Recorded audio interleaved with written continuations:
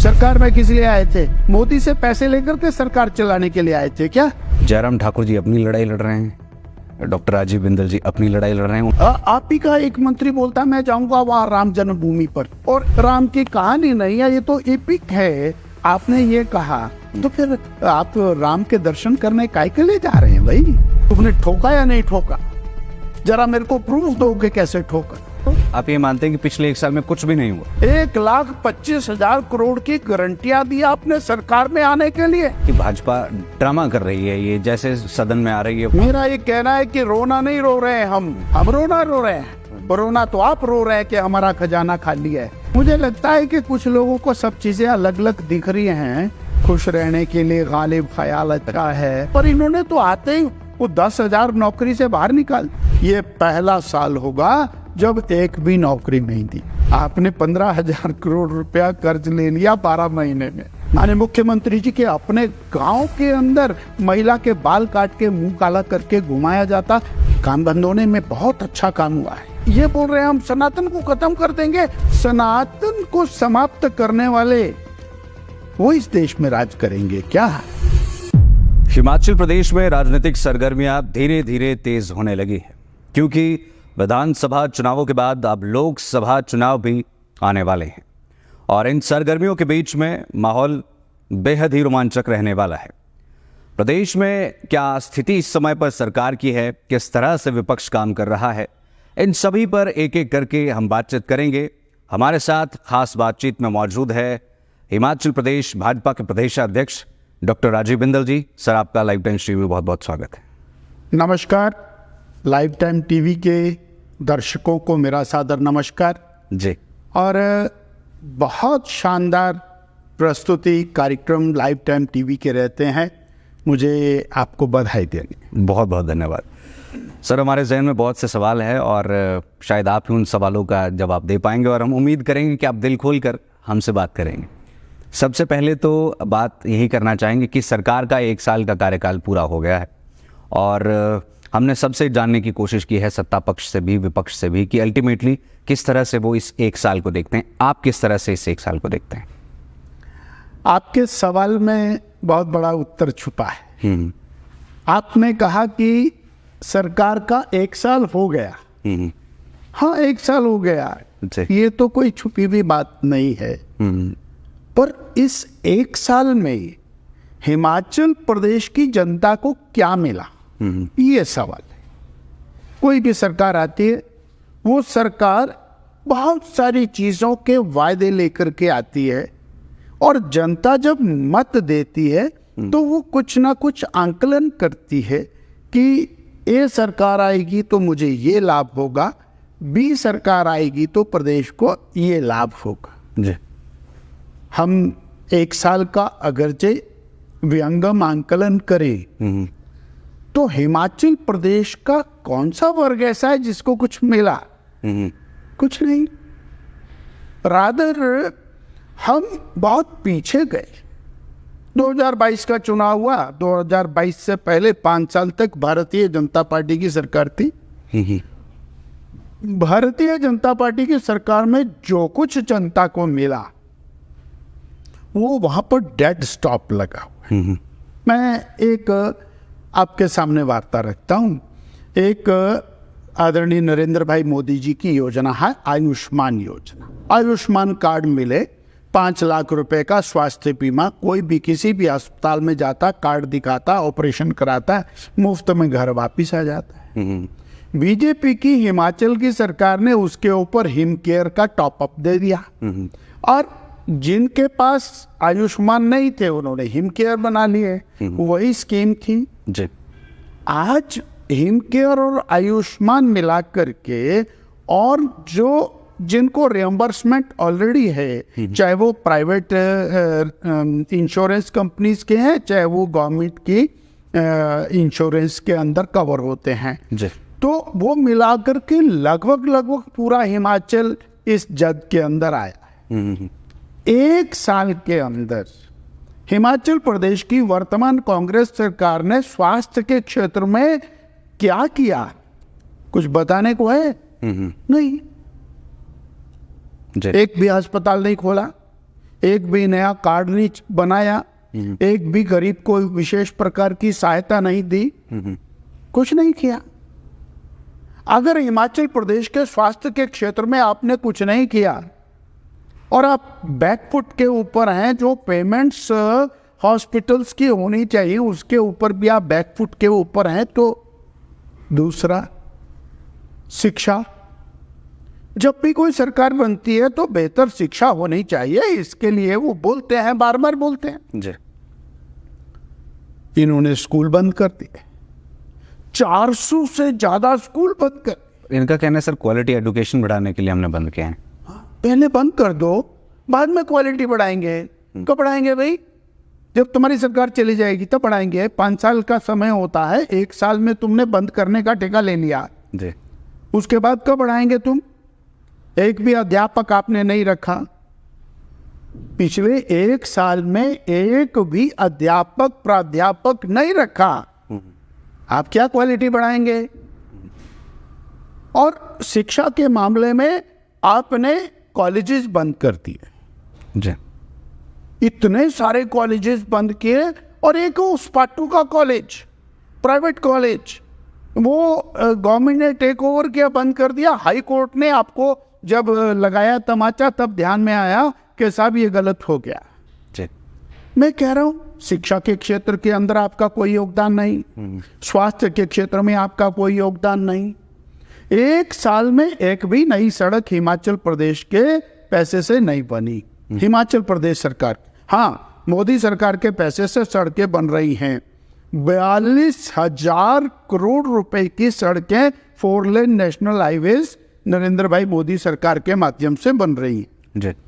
2,700 करोड़ रुपया प्रधानमंत्री सड़क योजना के माध्यम से मोदी सरकार ने अभी प्रदेश को दिया, इससे पहले और दिया, पर प्रदेश की सरकार से कोई सड़क नहीं शुरू, क्या कहा? सड़क नहीं आए। आपने बिजली के सुधार के अंदर क्या किया? कुछ नहीं किया।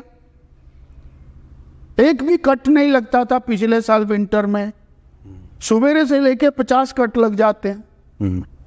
बिजली में सुधार नहीं, सड़क में सुधार नहीं, पानी के अंदर जो पैसा लग रहा है वो जल जीवन मिशन का पैसा है, केंद्र सरकार का पैसा है, उसके अंदर आपने कुछ नहीं किया। तो 1 साल के अंदर हिमाचल प्रदेश की जनता को कुछ मिला नहीं, रादर आपने 1,1500 संस्थान बंद करने का बहुत बड़ा अपयश प्राप्त किया।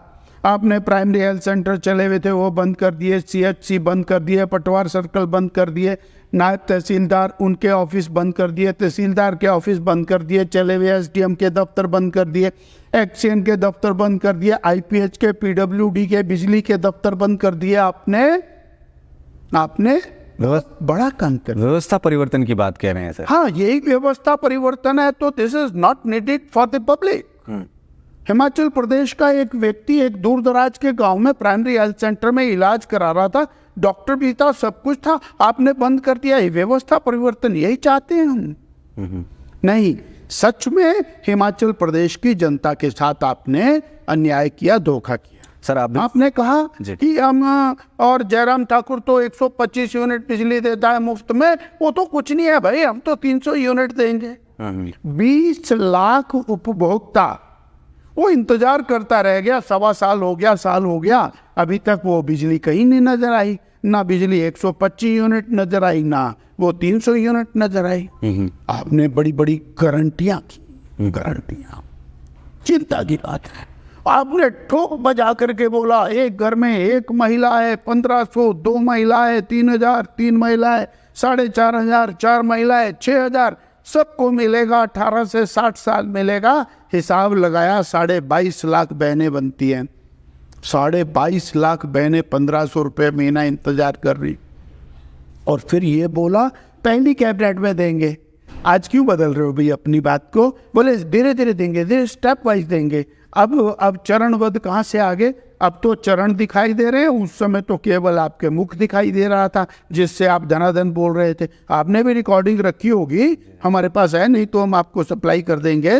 माननीय मुख्यमंत्री जी की, उप मुख्यमंत्री जी की, इनके विधायकों की, इनके दिल्ली से जो नेता आए उनकी, वो जो मुख्यमंत्री जो खुद भी चुनाव हार गए उनकी, सब ने बोला, बघेल साहब ने बोला, बस पहली कैबिनेट।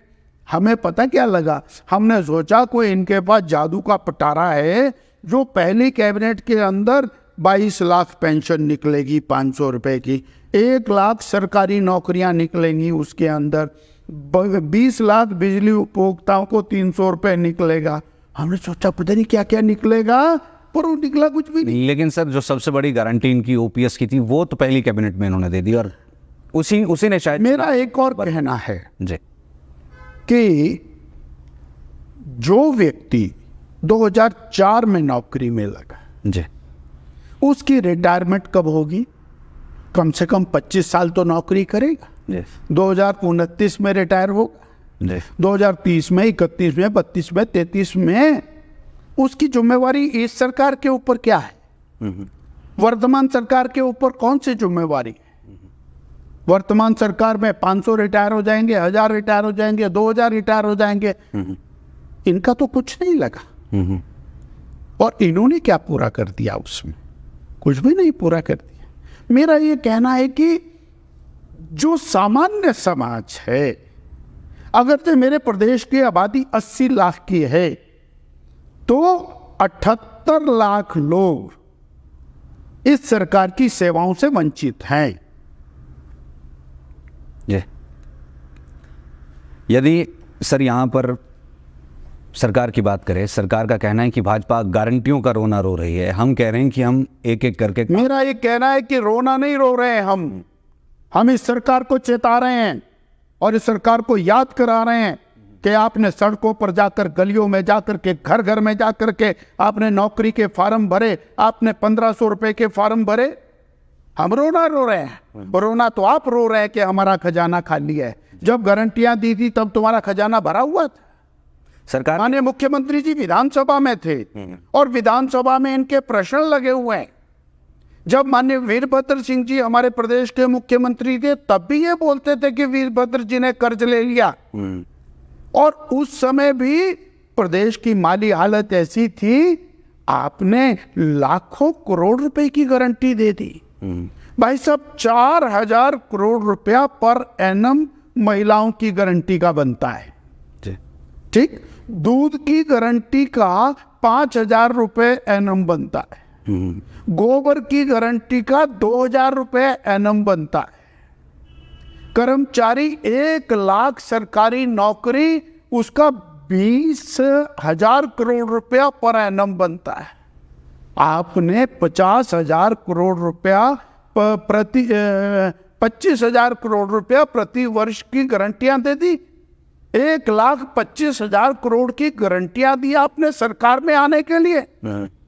यानी कहीं तो कुछ रियायत की होती। सीएम सुखू से हमने सीधा प्रश्न पूछा था, उन्होंने कहा था कि भाजपा ड्रामा कर रही है, ये जैसे सदन में आ रही है वहां अगर जब 20 लाख बहनों को आपने उनका अधिकार नहीं दिया, हमको अधिकार है उनके लिए बोलने का।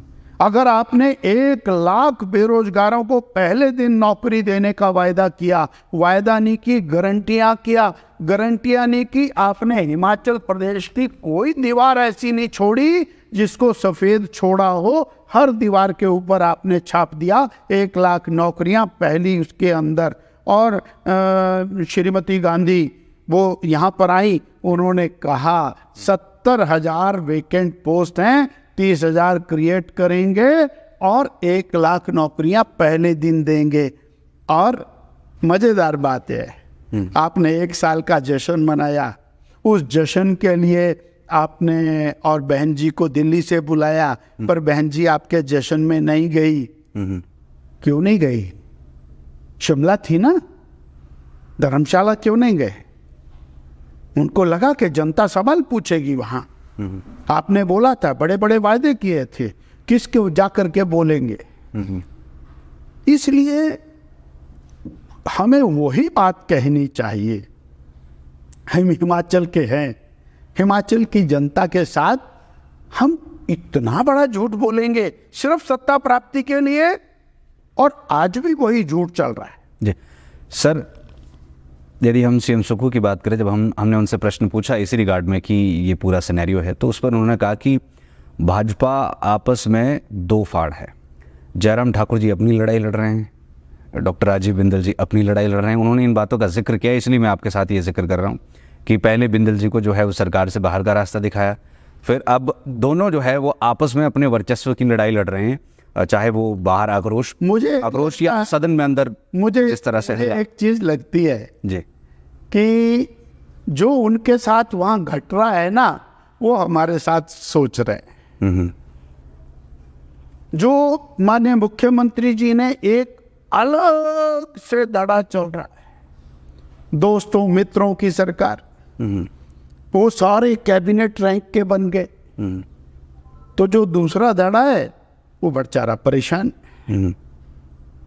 यहाँ केवल और केवल भारतीय जनता पार्टी नरेंद्र मोदी की और वर्चस्व की लड़ाई है। यहाँ पर 2024 के अंदर चारों सीटें जीत करके माननीय नरेंद्र भाई मोदी को तीसरी बार देश का प्रधानमंत्री बनाने की लड़ाई। यहाँ हिमाचल प्रदेश की जनता को जो कांग्रेस धोखा देकर के सत्ता में आई है, उसको और जनता को एहसास कराते हुए सरकार से उनका हक दिलाने की लड़ाई है। अरे हम तो ये कह रहे हैं कि जयराम ठाकुर ने जो बेहतरीन काम किए आपने वो बंद करा दी, आप उसको बंद करने में लगे। मतलब कोई मनमुटाव नहीं है भारतीय जनता पार्टी। अरे भाई मनमुटाव दो तीन ऐसी जगहें दिख रही है, चाहे विधानसभा सेशन की भी बात करें, वहां पर सत्ती जी भी थोड़े अलग से दिखे और जयराम ठाकुर जी। मुझे लगता है कि कुछ लोगों को सब चीजें अलग अलग दिख रही हैं और उनको क्या कहते हैं, खुश रहने के लिए गालिब ख्याल अच्छा है, तो वो खुश रहें, अपने अंदर मस्त रहें, परंतु भारतीय जनता पार्टी एक सिरे से केवल और केवल कमल के फूल के लिए और डटी हुई है मैदान में। सर कांग्रेस की अगर हम बात करें, आपने जिक्र किया कि दोस्त यार दोस्त एक तरफ है और बाकी दूसरे एक तरफ है, आप कांग्रेस की एकजुटता को किस तरह से देखते हैं? क्योंकि अभी सीएम सुक्खू का ये कहना है कि इसका इंटरनल मामला है, मुझे उसके अंदर कुछ नहीं लेना। ये तो आपने बोला कि माननीय मुख्यमंत्री जी हमारे बारे में बोल रहे हैं, कांग्रेस अपना मामला है, वो लड़े ना लड़े, इकट्ठे रहें अलग रहें, कुछ नहीं। हम बोल रहे हैं हिमाचल की जनता का सवाल है जी, वो लड़े ना लड़े, परंतु हिमाचल की जनता को तुमने झूठी गारंटियां दी हैं, उसके कारण आप सत्ता में आए। कोई कारण नहीं था कि कांग्रेस पार्टी सत्ता में आती। हिमाचल की जनता को लगा कि जयराम ठाकुर बीजेपी की सरकार से हमको इतना इतना मिल गया, अब इन्होंने एक बहुत बड़ा टारगेट खड़ा कर दिया, 1 लाख सरकारी नौकरियां, पहली कैबिनेट में 5 लाख रोजगार, और पहली कैबिनेट के अंदर बेरोजगार को लगा स्वाभाविक है हम इनके साथ चले जाएंगे तो शायद हमको सरकारी नौकरी मिल जाएगी, पर इन्होंने तो आते ही वो 10,000 नौकरी से बाहर निकाल दी। कोविड के अंदर जो बेचारे सेवा कर रहे थे, माँ बाप छोड़ के चले गए, बच्चे छोड़ के चले गए, परंतु वो सेवा करने वाले सेवा कर रहे थे, उनको भी इन्होंने नौकरी से निकाल दिया। नौकरी कहाँ देनी थी इन्होंने जी, नौकरी देने का तो संस्थान ही बंद कर। अरे वो बंद करना था, दूसरा खोल देते, तीसरा खोल देते। अभी तक कोई सिस्टम नहीं बना, एक भी नौकरी, और शायद 70 साल के हिमाचल के इतिहास में ये पहला साल होगा जब एक भी नौकरी नहीं दी। जी सर, बात हम यहाँ पर यदि कर ही रहे हैं तो थोड़ा सा प्राकृतिक आपदा से जुड़ी हुई बात भी यहाँ पर कर लेते हैं, क्योंकि जो अभी 633 करोड़ का अमाउंट आया है केंद्र की तरफ से, उसे सभी कांग्रेसी लीडर्स ऊंट के मुंह में जीरा देने वाली बात कह रहे हैं कि 10,000 से ज़्यादा का आकलन हुआ है, और बावजूद इसके इतनी छोटी। मैं लाइट टाइम टीवी के लिए बताना चाहता हूँ जी कि कांग्रेस का प्रत्येक व्यक्ति, मुख्यमंत्री जी, मंत्री, विधायक, सब सवेरे से शाम तक बीजेपी बीजेपी, मोदी मोदी, ये लट रहे। और अभी तुम काम करने के लिए बने हो ना। जी। सरकार में किस लिए आए थे? मोदी से पैसे लेकर के सरकार चलाने के लिए आए थे क्या? आपदा के समय के ऊपर सबसे पहले भारतीय जनता पार्टी वहां जाकर के खड़ी हुई। जयराम ठाकुर खड़े हुए, डॉक्टर बिंदल खड़े हुए, हमारे राष्ट्रीय अध्यक्ष जगत प्रकाश नड्डा जी सबसे पहले मंडी और कुल्लू में जाकर के लोगों के दुख दर्द के अंदर शामिल हुए। ये बोलते हैं सबसे पहला पैसा 180 करोड़ रुपया माननीय जेपी नड्डा जी ने रिलीज करवाया। उसके बाद दूसरे विजिट के अंदर फिर 180 करोड़ रुपया रिलीज करवाया। फिर उसके बाद 200 करोड़ रुपया शिमला आने के ऊपर रिलीज करवाया। फिर 633 करोड़ रुपया अब अगली चौथी बार जब आए तब फिर रिलीज करवाया। और सड़कों के लिए जो पूरे देश को नहीं मिला वो आपको मिला, हिमाचल प्रदेश को मिला, क्योंकि भारतीय जनता पार्टी हिमाचल को अपना मान करके चलती है। इसीलिए सड़कों के लिए 2700 करोड़ रुपया और विशेष रूप से मिला। 11,000 मकान केवल और केवल प्रधानमंत्री आवास योजना के हिमाचल प्रदेश को मिले और एनडीआरएफ, एसडीआरएफ और बाकी सारा कुछ मिला। मैं तो उल्टा उनसे सवाल करता हूं, प्रदेश की सरकार का एक भी पैसा आपने आपदा राहत में लगाया क्या? प्रदेश की सरकार का एक भी पैसा नहीं लगाया। आप जिस पैकेज की बात करते हो उसके अंदर 1,000 करोड़ रुपया तो मनरेगा का है, 1450 करोड़ रुपया ये जो मैंने गिना इसका है। 180, 180, 360, 360 और 200, 560, 500 और 600, 1160, 1193 करोड़ रुपया तो ये सामने गिरा। 400 करोड़ रुपया नितिन गडकरी जी सड़कों की रिपेयर का देंगे, 1600 करोड़ रुपया और 1,000 करोड़ रुपया मनरेगा का, ठीक, 2600 करोड़ रुपया। उसके बाद 2700 करोड़ रुपया प्रधानमंत्री सड़क योजना का। तो आपका पैकेज कहाँ है? आप केवल जनता की आंख में धूल झोंकने की काम कर रहे हैं। आपने कहा कि जी और पिछली सरकार ने बड़ा भारी कर्ज ले लिया, कहा आपने, जोर जोर से कहा, व्हाइट पेपर लेकर के आए। आपने 15,000 करोड़ रुपया कर्ज ले लिया 12 महीने में। 15,000 करोड़ रुपया, 1,1250 करोड़ रुपया पर मंथ की एवरेज के साथ आप लोन ले रहे हैं। अगर ये सरकार 5 साल चली तो 75,000 करोड़ तो यही ले लेंगे कर्ज। आपकी 70,000 करोड़ की बात करते हैं, जिसमें 50,000 करोड़ आपकी कांग्रेस की माननीय स्वर्गीय श्री वीरभद्र सिंह सरकार का है। यानी केवल और केवल जनता को दिग्भ्रमित करना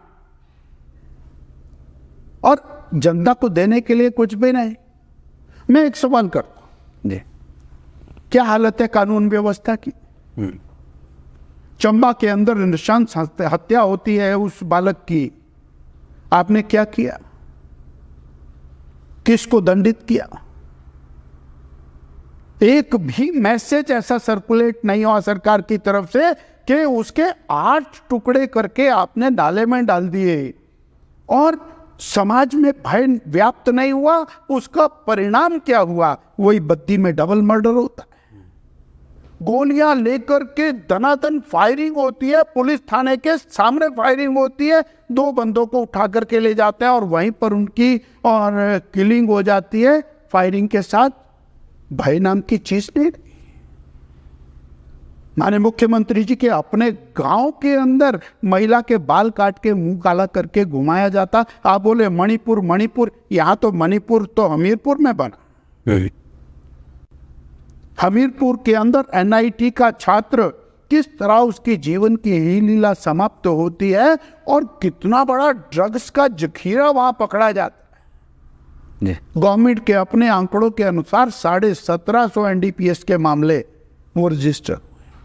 यानी ड्रग्स एक बढ़ता हुआ और व्यवसाय। किसको भय है? 70 से ज्यादा मर्डर, 350 से ज्यादा रेप और किस प्रकार मॉलेस्टेशन। कहां खड़े हैं? हमने 1 साल के अंदर यही दिया क्या हिमाचल की जनता को? और इसी बात का हम जश्न मना रहे थे। कम से कम जश्न को जस्टिफाई तो कर देते। अपनी सुप्रीमेसी दिखाने के लिए आप जश्न मना रहे, जस्टिफाई तो करते। और फिर लोगों में उत्साह नहीं था, इसलिए लोग गए भी नहीं वहां। मुझे अच्छे से ध्यान है, नाहन के अंदर जितनी बसें लगी थी, किसी में 10 आदमी, किसी में 5 आदमी, किसी में 15, बस उत्साह नहीं। क्यों? क्योंकि लोगों को दिख रहा है कुछ मिला नहीं। आप ये मानते हैं कि चले हुए काम थे वो बंद हो। आप ये मानते हैं कि पिछले 1 साल में कुछ भी नहीं हुआ? कुछ भी नहीं। हाँ, बहुत कुछ हुआ।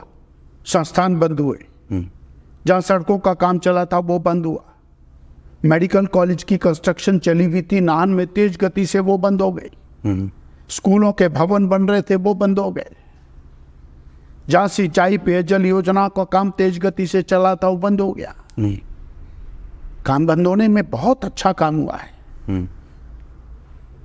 उसके लिए तो सरकार को क्रेडिट देना चाहिए। जी सर, लोकसभा चुनाव पर बात कर लेते हैं। यदि कांगड़ा की बात करें तो कांगड़ा में इस बार कांग्रेस ने विधानसभा चुनाव में अच्छा परफॉर्मेंस दिया था। मंडी की बात करें तो मंडी से प्रतिभा सिंह जो है वो सांसद वहाँ से जीती और बनी।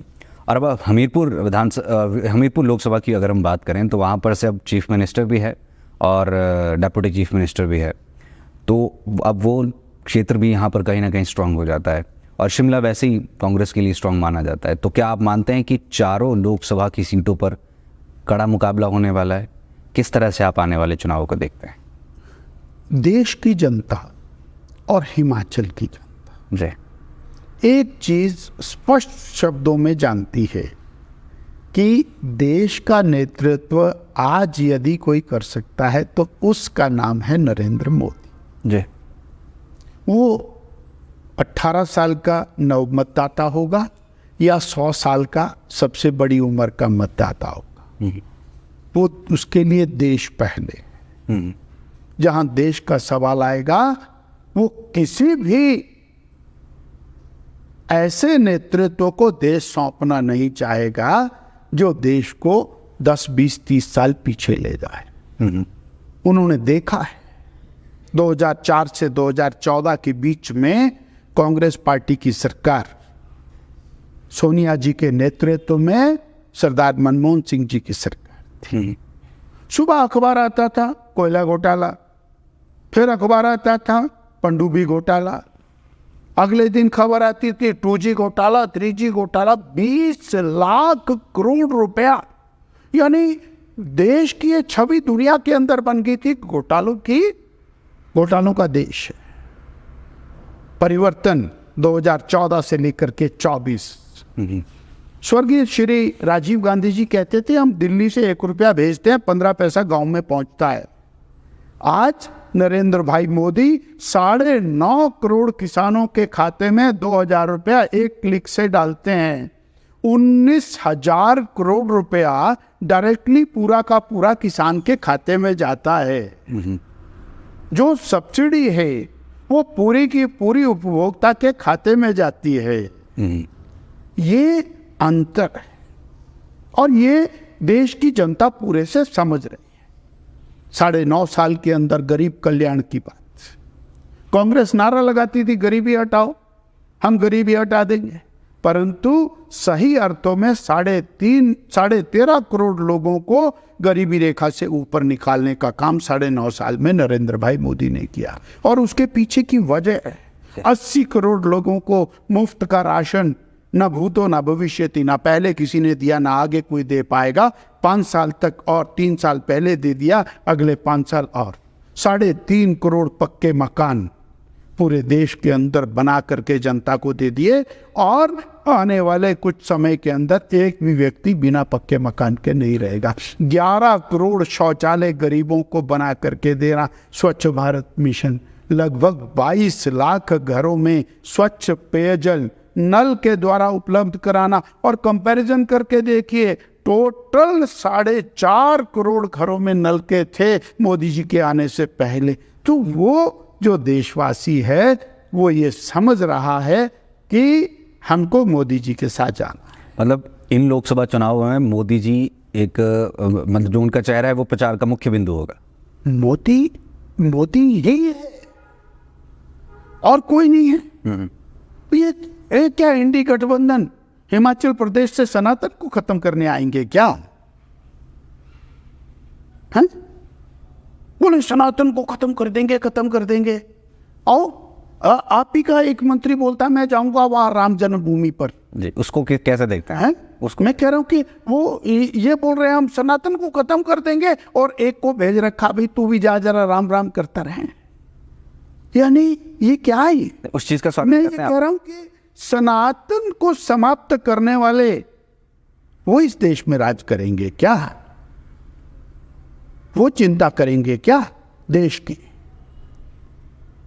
और किस तरह से पूरे देश के अंदर बोले जी हम इंडी गठबंधन है।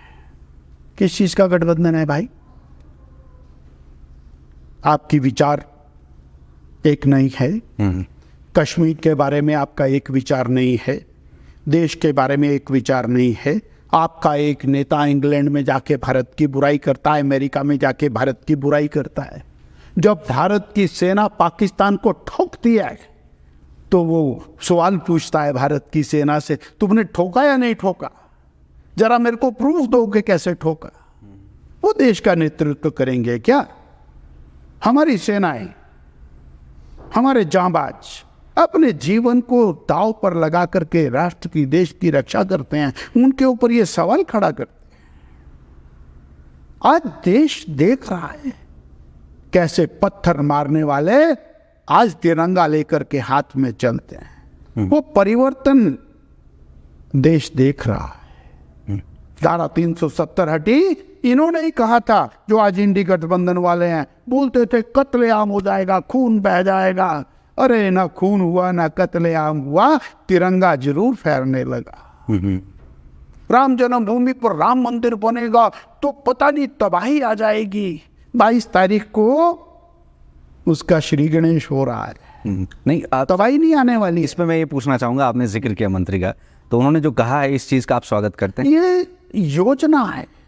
ओके, ये प्लान है, दिल में नहीं है। वो तो ऐसा है, एक को इधर भेज दिया, एक को इधर भेज दिया। वो तो वही हालत है ना जी, एक बार गए वहां पर जाकर के दूसरी टोपी वाली दूसरी जगह गए तो वहां जनेऊ दिखाया कि हम तो ये हैं। ऐसे नहीं होता है, मन से होता है। आपने तो राम का विरोध किया, राम का अस्तित्व नहीं है। आपका एफिडेविट देश के सर्वोच्च न्यायालय के अंदर लगा हुआ है, कांग्रेस पार्टी का लगा हुआ है। आपने कहा कि वो जो गंगा के पुल बनाया था राम सेतु, वो है ही नहीं कुछ। जब राम नहीं है, राम सेतु नहीं है, राम की कहानी नहीं है, ये तो एपिक है। आपने ये कहा तो फिर आप राम के दर्शन करने काय के लिए जा रहे हैं भाई? हैं केवल जनता को दिखाने के लिए? मैं उसमें भी नहीं कहता, हम तो कह रहे हैं कि सबको जाना चाहिए जी। वो सबके मेरे आपके बीजेपी के किसी के नहीं। वो आराध्य हजारों लाखों साल से हैं। बीजेपी आज है कल नहीं है, वो नहीं। राम घट घट में राम, पैदा होते राम, राम राम और सतराम, सब जीवन अंत तक राममय है।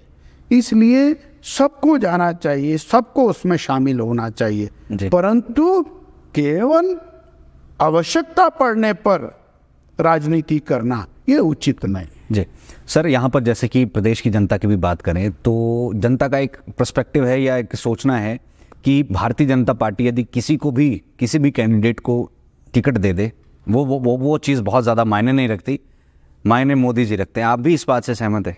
भारतीय जनता पार्टी किसको टिकट देगी ये बहुत चिंतन का विषय रहता है। ये मेरे लेवल पर नहीं होता है, इसमें बहुत बृहद विचार होता है और बेहतरीन व्यक्ति को भारतीय जनता पार्टी निकाल करके लाती है।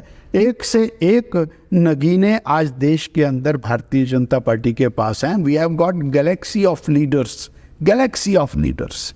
तो इसलिए कोई कमी नहीं है अपने पास, और जो भी होगा वो समय के ऊपर तय होगा। मैं 2 अब प्रश्न यहाँ पर लूँगा, फिर कंक्लूड करूँगा। सबसे पहले ये कि अभी जेपी नड्डा जी जो कि राष्ट्रीय अध्यक्ष है वो हिमाचल प्रदेश में आए थे और वो जो एक हार का दर्द है वो झलक गया था। उन्होंने कहा था कि कार्यकर्ताओं द्वारा पॉलिटिकल जो हमारे यहाँ पे लीडर्स है वो ढीले पड़ गए थे, शायद उन्हें विश्वास नहीं था कि हम रिपीट कर जाएंगे। क्या आपको लगता है कि कुछ ऐसा हुआ? क्योंकि काम की अगर हम बात करें, कहीं आपके उनके शब्दों को अलग तरीके से देखा। जी। इतना बड़ा अपबीट है, जी। पूरा देश का हिंदी हार्टलैंड वो भारतीय जनता पार्टी और प्रचंड जीत के साथ जीत करके आई है। आज भारतीय जनता पार्टी का मनोबल 7वें आसमान पर है, कार्यकर्ता का मनोबल बढ़ा है। और फिर हमारा कार्यकर्ता तो घर घर में उसी दिन से जा रहा है। 2022 से हम रुके नहीं हैं, एक भी दिन रुके नहीं हैं। अभी तो आपके सज्जन बता रहे थे 11 तारीख को सरकार जश्न मना रही थी और हम 11 जिलों के अंदर हमने प्रदर्शन किए। शायद उनके जश्न में उतनी संख्या नहीं थी जितने ऑपोजिशन के प्रदर्शन में थी। और उसके बाद फिर 12 तारीख को हमने मंडी में किया, 18 को हमने धर्मशाला में किया। हमारा कार्यकर्ता तो पूरी हिम्मत के साथ मैदान जंग में था, है। और ये बहुत मार्जिनल विक्ट्री है कांग्रेस की। 35,000 वोटों का डिफरेंस है। और वो 35,000 वोट तो उनके अगले दिन ही साफ हो लिए जिस दिन वो सत्ता में आए। और आज स्थिति बिल्कुल विपरीत है। जनता का मोह भंग हुआ है। जाइए ना, बेरोजगार से बात करिए, जाइए जरा किसान से बात करिए। आपने क्या चिंता किया उसकी? कोई नहीं। आपदा से पहले आपने क्या दिया उसको और आपदा के बाद क्या दिया? भारतीय जनता पार्टी की सरकार में 2 साल कोविड रहा, उसके बाद कभी किसी को नहीं कहा कि कोविड है इसलिए स्कूल नहीं खुलेगा, कोविड है इसलिए अस्पताल नहीं खुलेगा, कोविड है इसलिए ये काम नहीं होगा। सारे काम। इसलिए इच्छा शक्ति काम करने की वो वर्तमान सरकार उसमें पूरी तरह से विफल है, प्रदेश की सरकार। ओके, कंगना रनौत की अगर हम बात करें, मंडी जिला से वो संबंध रखते हैं और उन्होंने इच्छा जताई है इलेक्शन लड़ने की, चुनाव लड़ने की। तो इस पे यदि वो चुनाव लड़ते हैं, आप मेरा देश है, इसमें हर व्यक्ति जो 18 साल 25 साल के ऊपर का है, जो अधिकृत है, वो चुनाव लड़ने की इच्छा भी कर सकता है, लड़ भी सकता है। जहां मर्जी से लड़े, उसको स्वतंत्रता है। नहीं, यदि मुझे और किसी के बारे में कुछ नहीं कहना, ए हो, बी हो, सी हो, स्वागत है अगर मंडी से। एनीवन कैन फाइट, जहां मर्जी से लड़े, कोई भी लड़े। नहीं, अगर मंडी से फॉर एग्जाम्पल, नहीं, मैं कह रहा हूं कि कोई भी व्यक्ति कहीं से भी लड़े, आप भी चुनाव लड़ सकते हैं जी, कौन रोक सकता है? चुनाव लड़ना हर किसी का अधिकार। यदि हम 2 लाइंस में कंक्लूड करें सरकार के इस पूरे कार्यकाल को, तो आप क्या कहेंगे, क्या वर्ड्स होंगे? जनता ने 2022 के चुनाव के अंदर एक विशिष्ट प्रकार के माहौल के अंदर वोट डाला, जब इन्होंने महिलाओं को, युवाओं को, किसानों को, बेरोजगारों को और अलग प्रकार से और कर्मचारियों को आकर्षित करने के लिए कुछ झूठी गारंटियां फेंकी और उसका प्रभाव स्पष्ट रूप से परिणाम पर झलकता है। परंतु चुनाव के बाद का जो 1 साल है, वो उन आशाओं, अपेक्षाओं, गारंटियों के ऊपर खरा नहीं उतरा है। उसके कारण जनता में रोष व्याप्त है। तो ये थे हमारे साथ। शायद ही कोई ऐसा पद होगा जो इन्होंने ग्रहण नहीं किया होगा, चाहे मंत्री की बात करें, विधानसभा अध्यक्ष की बात करें, या फिर भारतीय जनता पार्टी प्रदेश अध्यक्ष की बात करें, विधायकी की बात करें। आज हमारे साथ यहाँ पर मौजूद थे भारतीय जनता पार्टी के प्रदेश अध्यक्ष डॉक्टर राजीव बिंदल जी। सर, आपने अपना कीमती समय हमारे साथ साझा किया, आपका बहुत बहुत धन्यवाद। धन्यवाद। आप सबका भी बहुत आभार, लाइव टाइम टीवी का, और आपका बहुत धन्यवाद। बहुत बहुत धन्यवाद। नमस्कार। देखते रहिए live times TV for true next boring. मैं हूं मनोज ठाकुर। धन्यवाद। सरकार में किस लिए आए थे? मोदी से पैसे लेकर के सरकार चलाने के लिए आए थे क्या? जयराम ठाकुर जी अपनी लड़ाई लड़ रहे हैं, डॉक्टर राजीव बिंदल जी अपनी लड़ाई लड़ रहे हैं। आप ही का एक मंत्री बोलता मैं जाऊंगा